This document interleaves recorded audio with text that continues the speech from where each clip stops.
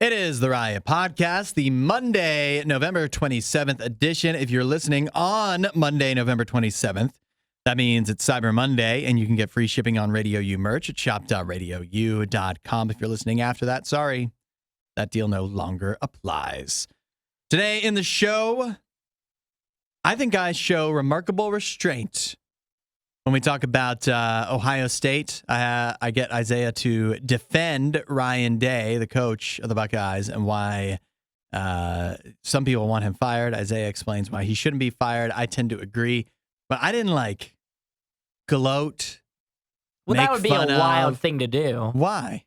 Because you're not a Michigan fan. No, but you know who I am a fan of? Anybody who plays the Buckeyes. Yeah, but if I hated the Packers, would it be right to kick you on your worst day? That'd be a low blow. Would it be? You know, because it means so much more to me than it does to you. I don't know if that's true, actually. It is. I think do I get more happy when the Buckeyes lose, or do you get more sad?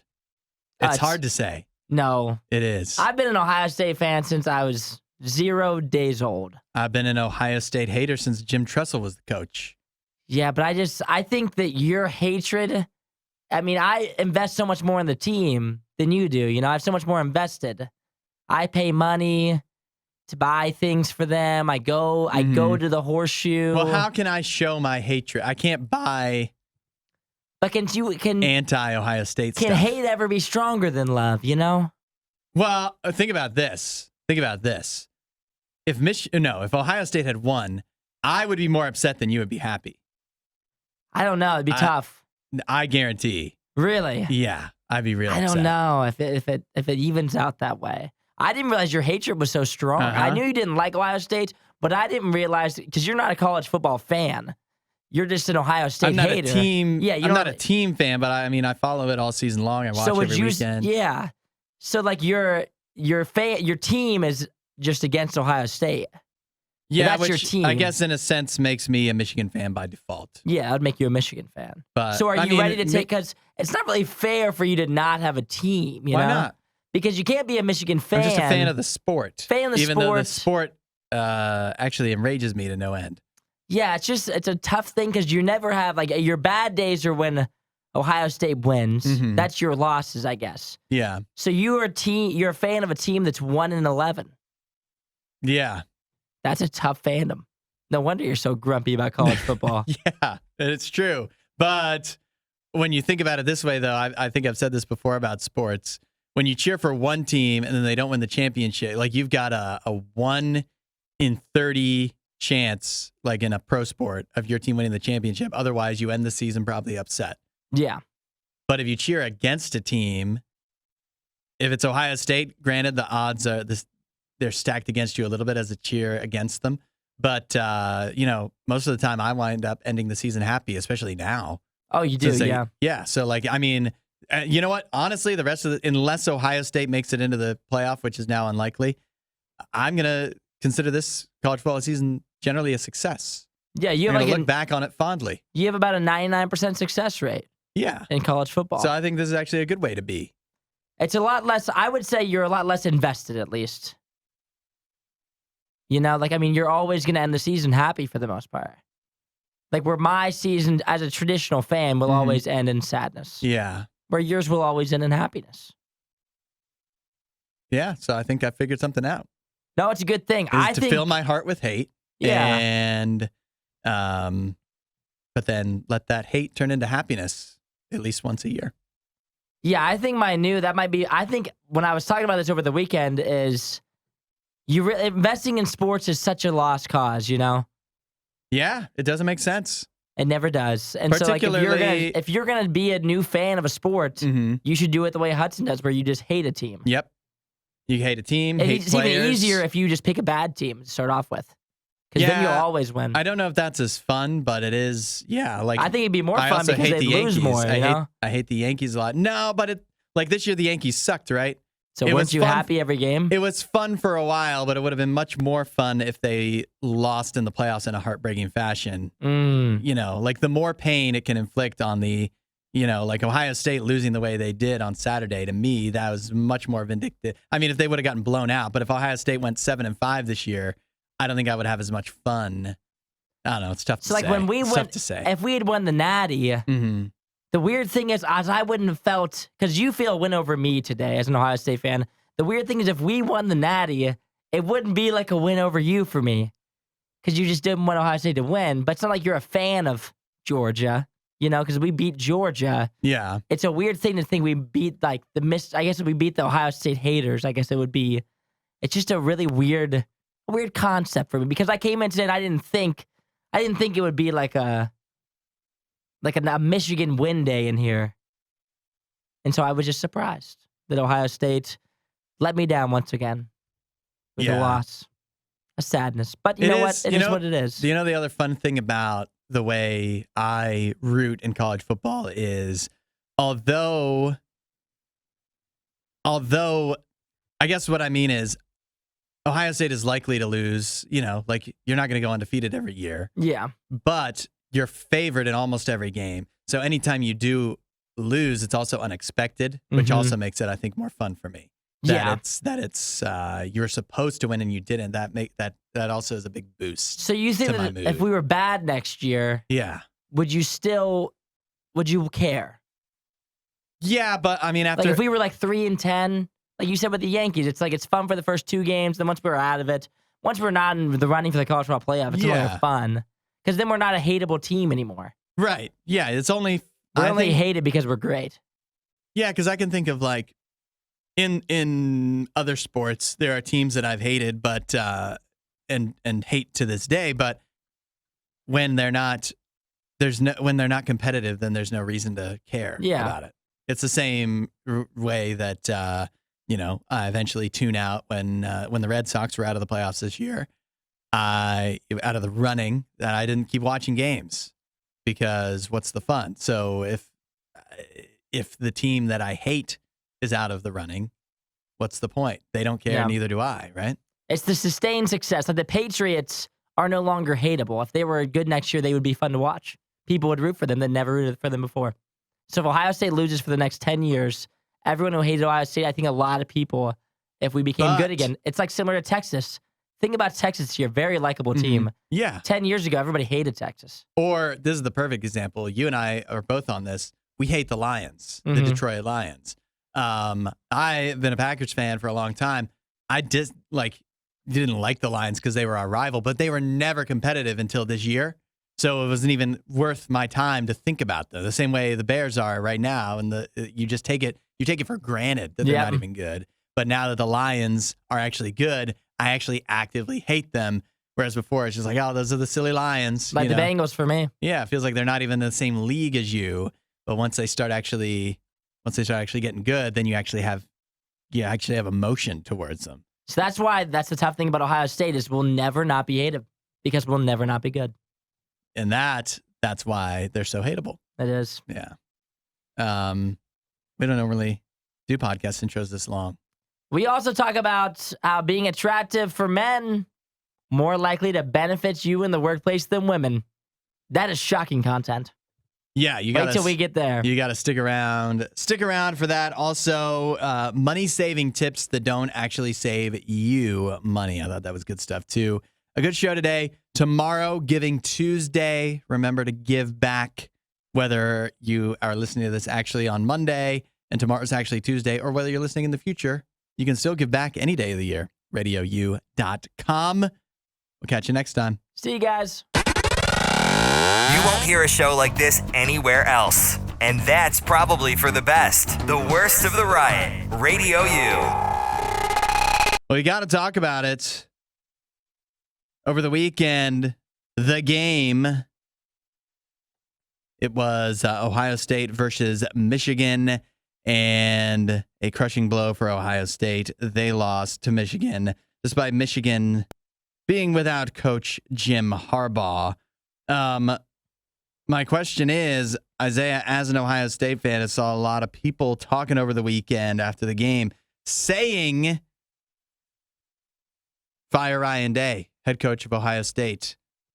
What are your thoughts? Are you among them? I don't think Ryan Day gets fired. I would say it would be pretty improbable for the main fact that this is why there's people that just are saying fire Ryan Day as like an emotional reaction, as you would after you lose a big game, even though we were the underdog on the road in a game that we shouldn't win, but we could have won. But at the same time, people saying that aren't thinking logically, because the person that would fire him would be Gene Smith, the athletic director of Ohio State. Okay. If you know anything about Ohio State, you know that Gene Smith, long-tenured athletic director, is retiring this year. So is he going to fire him right before he retires? After he was the one that hired him? He will not. Tell you right now, he will not. A mess. Or is the person who is taking over Gene Smith's job, yet again, long-tenured athletic director, the very first thing that you're going to do when you show up, you're going to just shred everything, and you're going to fire Ryan Day. Yeah. And then guess what happens? If Ohio State comes in next year with your new head coach, get rid of Ryan Day. This is your whole thing. Yep. If we lose 2 games next year, you're fired. You're done. Yeah, you look pretty bad. You look pretty terrible. And so people are saying fire Ryan Day. However you feel about it, people say you have to win that game no matter what. It's the only game that matters. It's an emotional reaction. I'm just telling you, it's not going to happen. So what do you say to the people? Forget about all the politics, the workplace politics of it. If you're Ryan Day, coach of Ohio State, you've lost 3 straight games to Michigan. You're 1-6 now versus top 5 teams. What do you say to the people that are calling for you to be fired? I mean, it's tough. Yet again, if it's not Ohio State, nobody would be calling for him to be fired. I mean, he's 56-7 overall, or 56-8, whatever it is. He loses 1 game a year, but at the end of the day, every year we've been right there. I mean, there hasn't been a year. What everybody's been calling for Urban Meyer throughout this time, like, oh, remember when Urban was here? But when you think about it, would you? Everyone's gonna say they don't want to lose to Michigan no matter what. But the thing about Ryan Day is, and if you look across the top 10, and I was talking about this off the air, but all these other teams have struggled with bad teams. If you watch college football this weekend, you watch Washington go down to the wire against a 500 team. Florida State do the same thing. Alabama do the same thing. The thing that Ryan Day hasn't done is we have not lost to a bad team the entire time he's been here. Urban lost to unranked Purdue. He lost to unranked Iowa. And we didn't just lose in those games. We got embarrassed by 40 against teams that were unranked at 500. That's embarrassing. Us losing to Michigan on the road, yet again, we were the underdog in the big house. The last game of the year, they've been the entire season a favorite over us. Us losing that game stinks, and I hate it. And I hate losing to Michigan, but it's not embarrassing. Us losing to Iowa unranked, embarrassing. Purdue unranked, embarrassing. Ryan Day, if you can show me a win or a loss in his entire tenure that is embarrassing against an unranked team, that's one thing. Losing to a good Michigan team, I mean, Michigan's been on the roll the last 3 years. They've been on a roll. What can we say? It's not like they haven't been good. Yeah. He's lost to a good team every year. And so at the end of the day, I mean, you're not going to win every single game, even though that's the expectation of Ohio State. It's just not going to go that way. That's a pretty good defense.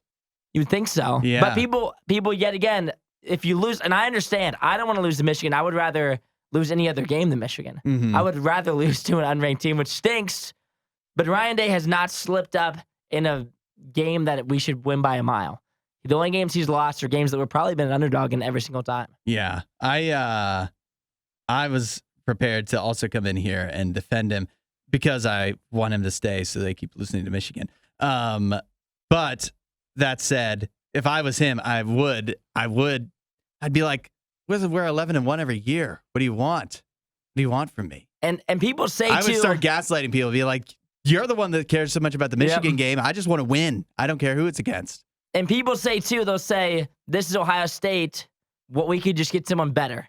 But you look every single year, there's someone who gets hired that's supposed to be better, like Jimbo Fisher, Chip Kelly. Look at these schools that are hiring these big names, and they go and they stink. And Ohio State, yet again, is completely ridiculous. From Jim Tressel, Urban Meyer, Ryan Day, doesn't happen anywhere else except for here. If you think we can just go buy someone else, why would anyone want to even coach here? We lose one game a year and you're on the hot seat? Why would you take this job? I would not take this job. No matter how glorious it is, you might win a college football playoff national championship one in every 8 years because that's how it works in college football. If you lose one game a year, you're completely done for. And why would you want this job? you think, too, as far as keeping Ryan Day is concerned, everything could just flip next year anyways, because who knows what Michigan will be like. Michigan might still, maybe it's Sharon Moore, who obviously did a great job. Maybe Jim Harbaugh, for some reason, stays, or maybe the program is in shambles next year. And Ohio State could be right back to their dominance. So I mean, we lose to them last year, and guess what? We were a field goal away, a missed field goal away in the college football playoff from crushing TCU 64-7 like Georgia did. If we make that field goal and win the national championship, what do you say today? You say we just won the Natty last year. Nobody does it better. The Riot Radio U. Get a load of this. You know the stereotype that like attractive women in the workplace can just get by on their looks. Oh, she's cute. That's why she has that role. Yeah. That's why she got the promotion, whatever. Check this out. Apparently, attractive men actually benefit more from their looks in the workplace than attractive women. Study finds. Score one for us, baby. Is that though? I mean, how else do you explain me being in this role? There you go. According to a groundbreaking study that was conducted by the Polish Academy of Sciences over a 20-year period, they found that attractive men are more likely to attain better jobs and make more money than similarly desirable women. So obviously they had, like at the beginning of the study, they had the attractiveness level of apparently it was 11,583 workers to be exact. They had that rated. And then they kind of kept track of everybody. It's so funny because you think about who is determining where you stand on this list. Yeah. In this study, and would you want to know what your attractiveness level was when you started out on a scientific basis? Yeah. They're like, well, he's like a 7. This guy over here, he's a 9. He ended up being a manager, whereas the 7, he was a little bit lower down, never got promoted. What group of people did they get together to determine how cute everybody was? Yeah. I don't know. Yeah, I would have loved to be a part of that group. Was it a jury of your peers? Or, I would have loved that, Yeah. Oh, I'm sure you would.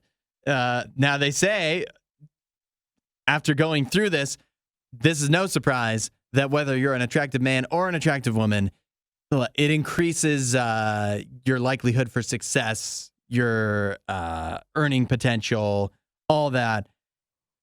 If you're attractive, you're better off in the workplace. But it matters actually more. I think this is what was surprising, is it matters more for men than it does for women. Now, how does that make sense? I have no idea. Maybe because the gap was just wider. There's a wider gap between attractive men and unattractive men, you think? Maybe the highest earner versus the lowest earner. That could be it. The averages out could be because men make more than women, is what you're saying. Stereotypically. Yeah. That's one of the complaints, right? Right. And so maybe that could make for a larger gap. Yeah, because a attractive man has more potential. The top end, is 33% more or something than whatever women make. I was thinking in a more scientific sense. I was thinking that the reason that it works for both is it comes down to confidence. If you're an attractive, so much of life is just being confident about what you do.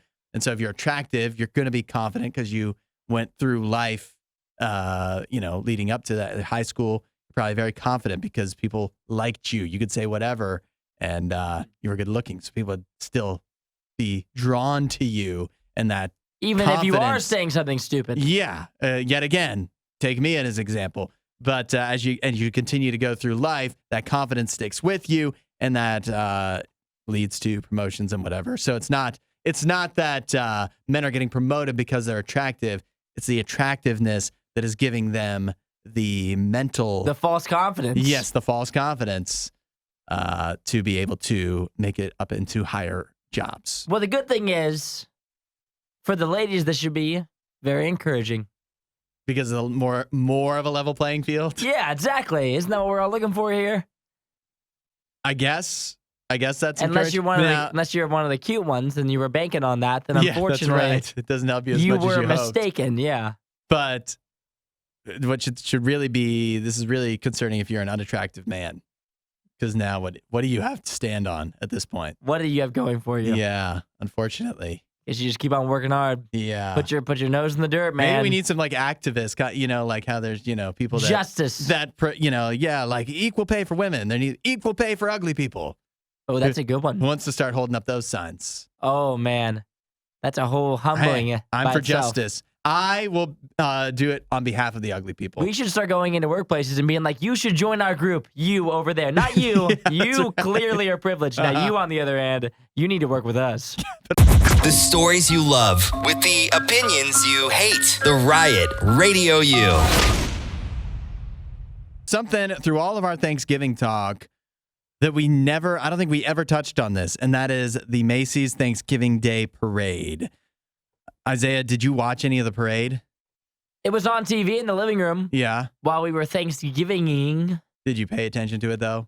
No. Do you recall anything that happened? I watched like probably 10 minutes of it. It was on for probably an hour. I probably paid attention for like 10 minutes. And I don't remember what was on the TV. Apparently, although we missed talking about it, that was a big error on our part because more people tuned in to watch the Macy's Thanksgiving Day Parade than ever. It was the most viewed version of the event. 28.5 million people watched the Thanksgiving Day Parade this week. That's unbelievable. Is it? Because I always just kind of thought that everybody always had it on. I mean, it's on. But yeah, 28 million who actually sat down and observed No the parade. chance. But If you pulled that 28.5 million, Mm-hmm. I think maybe half of them are able to recite anything that happened. Yeah. I was thinking. They probably counted me in this survey as someone who watched No, it. you count. You watched some of it. My eyes were on it for a minute. I mean, it's the same though this time around versus every other time. That's what people filter in and out. Yeah. It's just always on. But this year, more people had it always on. More people filtered in and out than ever before. I don't know why that would be. Maybe less people, I don't know, out and about for Thanksgiving this year. More people just hanging out, just sticking around home, would you say? I don't know. They also said more people travel, so maybe not. I don't know. I'll tell you, I watched a few minutes of the parade, and it was enough. I don't like the Thanksgiving Day Parade. I don't like parades in general, but particularly the few minutes I watched were enough to make me leave. And I don't know if you would probably remember this if you saw it. There was a musical number all about corn. Didn't see that one. You heard that right. A musical number all about corn. It was horrible. That was on while I was making coffee or something. And I was like, well, I'm done with this. And fortunately, I had other stuff to do. I had to go. I went outside. I decorated for Christmas, put up the Christmas lights and stuff. And I did not have to subject myself to any more of that parade nonsense. Although a lot of people are also mentioning that a balloon from the show One Piece, whatever the heck that is, it got destroyed. That was another highlight of the parade. And I also wonder, when I was watching the parade, the only thing I thought is who is the parade for? Is the parade down, when they're building the parade and Macy's Thanksgiving Day Parade, they're putting all this together. Yeah. Is this the demographic supposed to be children? Is it supposed to be older people? Everyone? It is odd. Who is supposed to be watching this? Because you go through the parade and most of it, the big balloons are clearly for kids. Yeah. And then there's floats that have some 90s band that you haven't thought about in years playing music. And well, that's not for kids. So who's that for? Better Than Ezra. What are they doing up there? Who's getting, jazzed about that? And then they have the Broadway stuff. And that's that's only for New York people. Or if you're planning a trip to New York, otherwise, why do you care that there's a musical about corn? So we just had someone text in. Brian says he was in the parade. It's nice to know 28.5 million people cared desperately about everything I did. What did you do? I missed you, Brian. Were you one of the corn singers? No. He was probably juggling or something. But yeah, so I wonder, I'm what is because I always watch the parade for a little bit Uh-huh. every year. I think, you know what I think the answer is? I think the answer is the parade is for everybody. They try to sprinkle in a bit of little something. everything. Yeah. They didn't do it for me, though. That's for sure. Some of the sprinkling in for everybody is enough to make me hate it. They have a couple bands. There's always like a high school band. Oh, yeah. A college band. I remember hearing, as it was in the background, I remember them talking about some sort of band that was playing. So that's always exciting. I heard, when I was filtering in and out, I heard a college or some kind of marching band do a rendition of Holiday Road. Brian says, I was right after the Corn People. I was in the 400-plus member marching band of band directors. Wow. I told you there was bands. I knew there was a band. Did they show you that on TV? Or I'm sure was it was that like on during there. a commercial break? I was on there. There was bands on there. I saw them. If podcast awards were ever a thing, this show wouldn't win any. This is the Worst of the Riot podcast. We all love saving money here on the Riot. That's one of our favorite things to do on the show. We're very frugal, or a frugal bunch. But there's a lot of tips out there for saving money that just don't work for everybody, right? I think it's time to open up the Riot hotline. 877-2-RADIO-U. And talk about those frugal tips, those saving money tips, money-saving tips that just don't work for you. I'll lead it off here with the comment from Reddit that got this all started. A guy who says, one of the top comments for top ways that people say to save money, right? Just quit eating out. Stop going to restaurants. For me, I think that actually would be wise. I went to McDonald's over the weekend. Just for like two people, it was like $18. It shouldn't be that way. Holy moly. It was a lot. You guys get some premium combos. Yeah, well, the drinks are now like almost $2. Oh, you can't get pop. That's crazy. Yeah, but my wife always does. She loves the McDonald's pop. It hits differently. Sprite, yeah, it's good. It hits different, but is it worth $2 now? It adds up. So that works. That, I think, for me, if I just stopped eating out, I think that would work. But for some people, they say, listen, it's not just about eating out. It's about the convenience of it, especially if you have like a family with kids and whatever. You're running around doing all kinds of stuff. It may be able to save you money, possibly. But then again, trying to like meal prep and stuff is just stuff you don't have time for. So it may save money for most people, but it's just not practical for this person on Reddit. Let's start thinking about some money-saving tips that you've heard that just do not work for you. And you can text them in to 8772-RADIO-U. I've got a couple in the back of my mind. Isaiah, start thinking up, and we'll see what people are saying coming up next. Oh, hi there. This Worst of the Riot. Crank that up. Radio U. Talking money-saving tips that just don't seem to save you any money, particularly because they're just not practical for your life. You can text them in at 8772-RADIO-U. Regina got in, and this one I think applies to so many people. She's saying how electric companies tell you to, just turn up the AC a few notches in the summer. Have it set it to 79 degrees. You'll save a bunch of money. Yeah, but you'll be so uncomfortable. Not really practical. That's a good one. Coming in from Regina. Check this one out, Isaiah. Mackenzie says, just go outside for free exercise. Again, it comes down to temperature. Go outside for free exercise. Yeah, but as hard as it is to work out, normally it's even harder to work out when it's either freezing or 100 degrees outside. Like if you don't have a lot of motivation to work out, you're going to have even less motivation when you have to do it in terrible temperatures. So that's a good one. Yeah, that would not be one for me. I would not be able to do that. Yeah, just go to the gym. You can get a cheap gym membership. That's probably if you live anywhere where you are concerned about the climate. Anywhere where it's hot. Yeah, just go to Planet Fitness. Planet Fitness, it's a scam, but it also you can get your money's worth out of it because it's not super expensive. Nate, I like this. Have you ever heard of the 50-30-20 budgeting technique? Go ahead and give it to me. 50-30-20 budgeting is where you put 50% of your take-home income on needs. You put 30% of it towards wants, and 20% towards savings. But Nate says it doesn't work when 50% of your take-home income is already debt. It doesn't leave a lot for anything else.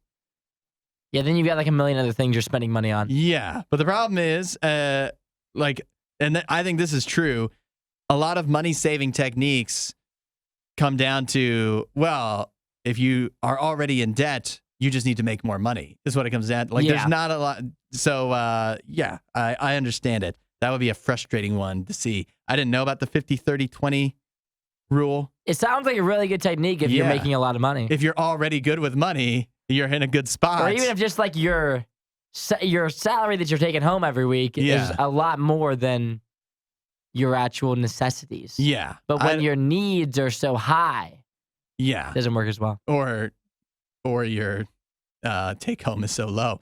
The one I thought of that does not apply to me whatsoever, money saving techniques that just don't work for you. For me, it is Costco, Sam's Club, like those kind of stores, because it's just me and my wife. We don't need to, the majority of the stuff, we don't need to buy it in bulk. It doesn't help us to, I guess it'd be good to have, save a few bucks by buying toilet cleaner in bulk.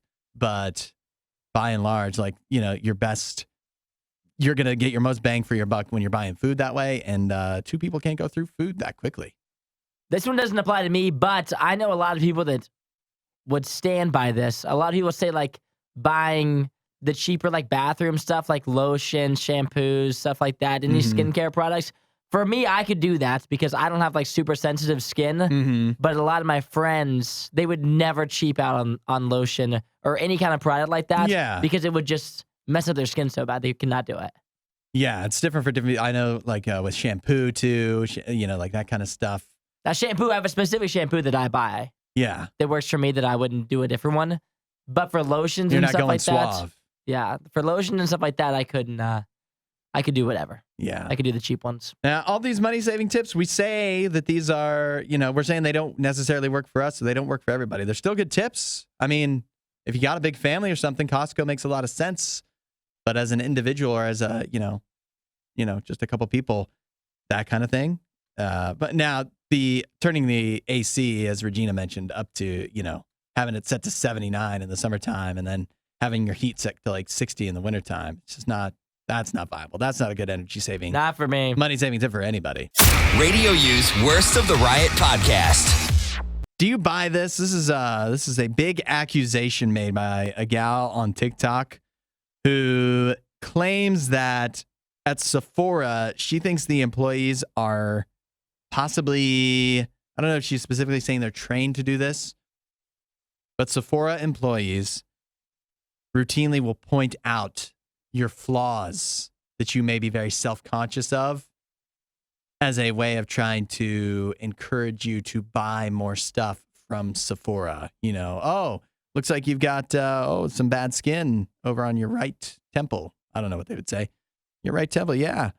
You could, we got this concealer. It'd be perfect for such a thing. I don't know much about makeup, but that kind of idea. You think Sephora stoops that low? You think they do that for their employees? I don't know that they're doing it in a way that's like mean, but maybe they say this could help that. I mean, if you're in there and you're wearing makeup, I'm sure what you're in there for is because you're trying to cover something up. Yeah. No matter what it is, and everybody has something.